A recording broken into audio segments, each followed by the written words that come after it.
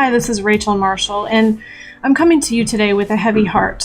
We have had some of the worst news in our nation's history in the last few days, with the shootings that have happened in Baton Rouge, Louisiana, and St. Paul, Minnesota, and Dallas, Texas. And as a nation, we're grieving, we're angry, we're in pain, we're disillusioned, we're looking for answers, and we're grappling with questions and conflicts and injustice that is so much bigger than any one of us. I really believe that the position we need to take is to engage and to choose to actively face that uncertainty and that great discomfort that comes with facing challenges head on. And I want to address the idea that having a strong opinion on something does not mean that we need to be polarizing or pointing fingers or blaming someone who we see as different than us. Because I think a lot of times strong opinions that come out tend to isolate and alienate. And when we act in fear, we're really shrinking back from the true person that we could be. You know, Stephen Palmer had a fantastic article that talked about the difference between right and wrong and working beyond that. And that usually our behaviors and our actions are not really compelled by a desire to do something wrong, as they are driven by these deep unmet needs within us that we're unskillful at resolving on our own. You know, I'm struck by our common humanity when it comes to that. We are so incapable and unskillful at finding a resolution that doesn't involve belittling or pressing down someone else. And I really believe that it's time for us to rise and have a movement of love and truly elevating and advancing each other and honoring the humanity and the struggle that we each go through. I really believe that the only way to solve any of these cultural and societal problems is love. It has to stem from being love. And in order to be love, we need to recognize that each person has value. Every single person is on this earth for a reason. Their life has purpose. There's a reason and a voice that is inside of them, a meaning so much bigger than what they may even be walking in right now. And that includes you, and that includes me. We need to start by valuing ourselves. We need to recognize the sacredness and the gift that life really is, how tremendously blessed we are to be alive and have the ability to make an impact in the world around us.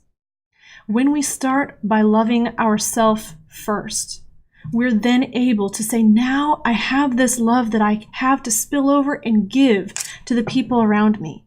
Because honestly, if I don't even like myself that much, I really can't be that accepting and loving of you.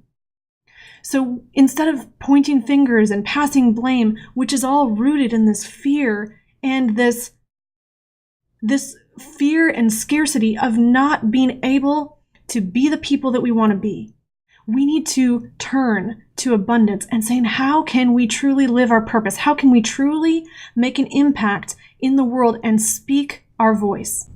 You know, my grandmother has been a tremendous example of loving herself. And I want to share a story with you. She right now is 86 years old. She's caring for her husband, my grandfather, who is very sick. He's been on dialysis for 7 years now, and his body is failing in a million ways. But when I talked to her about her giving and her selfless love for him, you know what I found was so interesting is it stemmed from her saying, I love him. She loves him. She's not serving him because he needs to be served. She's serving him because out of her heart is flowing this depth of love.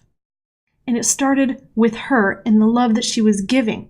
And what is fueling her was this commitment to doing what she knows that she needs to do to stay full and to stay energized. She plays golf.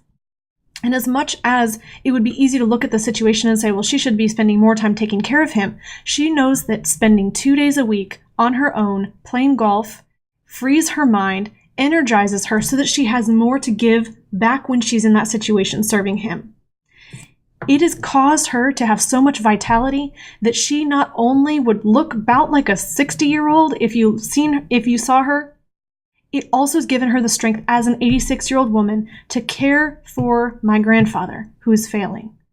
It also has given her the ability, she plays tremendously well, and she would put any of us to shame. She's the oldest in her league. She just played in a tournament where her foursome placed second out of about 200 people that were playing. They used her score 5 times out of the 9 holes in order to place second. So she's really good at her craft.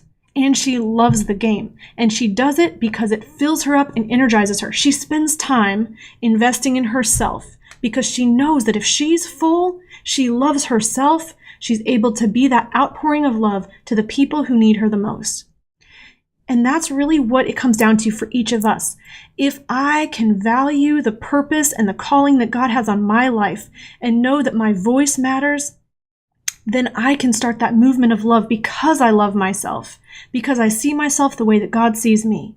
I'm then able to love and love abundantly to others.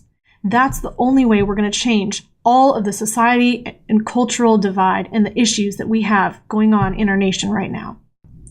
I truly believe that if we rise above the anger, the oppression, the conflict, the violence, the pain, and the fear and the injustice, that by loving ourselves, we're able to be this outpouring of love and a movement of love and truly live that every life matters. Not just saying it, but living every life matters. Thank you. I'll see you next time.